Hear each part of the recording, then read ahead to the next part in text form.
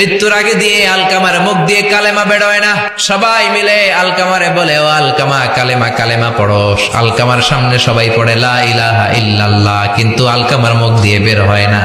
3 দিন বিছানায় পড়া। বিশ্বনবী আলকামার বউরে ডেকে পাঠালেন, ও আলকামার বউ, আলকামা কেমন ছিল?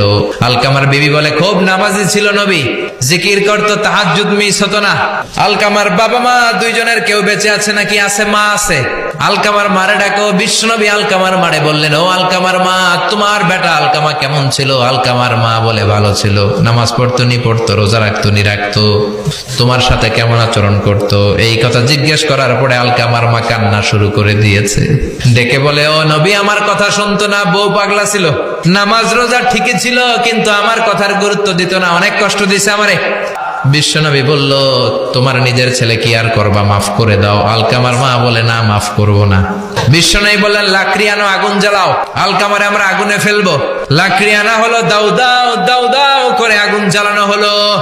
সব সাহাবীরা ধরাধরি করে আলকামারে আগুনে ফেলবে। ইন দা মিন টাইম আলকামার মা এসে বিশ্বনবীর পা ধরে বলে, ও নবী আমার কলিজার টুকরারে আগুনে ফেলবেন না, আমার নারছেরা ধন আলকামা 10 মাস 10 দিন আমি পেটে ধরেছি, আগুনে ফেলবেন না। বিশ্বনবী বললেন, তাহলে মাফ করছো কিনা বলো। চোখের পানি ছেড়ে দিয়ে বলে, নবী জান, আলকামার ব্যাপারে আমার মনে আর কোনো দুঃখ নাই, আমার ছেলেটারে তারপরেও আপনি আগুনে ফেলবেন না, আমি আমার আলকামারে মাফ করে দিলাম।